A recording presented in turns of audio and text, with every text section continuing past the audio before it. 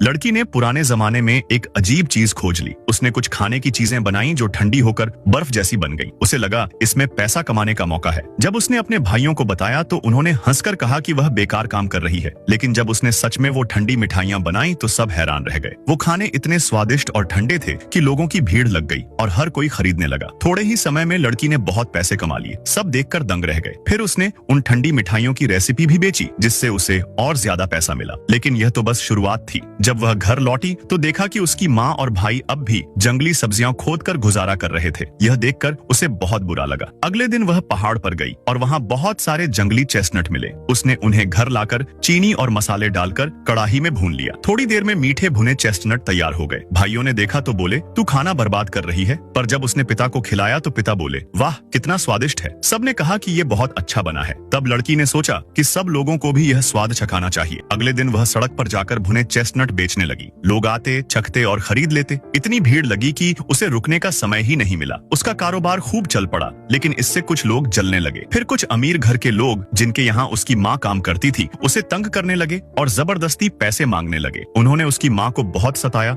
और मारा पीटा। यह देखकर लड़की बहुत दुखी हुआ और उसने ठान लिया कि वह अपनी माँ के लिए इंसाफ लेगा। लेकिन जिनसे वह लड़ रही थी वे बहुत ताकतवर लोग थे। बात इतनी बढ़ी कि राजा तक पहुंच गई। राजा ने खुद बीच में आकर कहा कि जिसने गलती की है उसे सजा मिलेगी और नुकसान की भरपाई करनी होगी। राजा को जब लड़की का नाम पता चला तो लगा जैसे वह उसे पहले से जानता है। धीरे धीरे सब सुलझ गया और लोगों को एहसास हुआ कि लड़की समझदार और नेक लड़की है, जिसने अपनी मेहनत और हिम्मत से सबको दिखा दिया कि अगर इंसान में हौसला हो तो वह किसी भी मुश्किल हालात में अपनी किस्मत खुद बदल सकता है।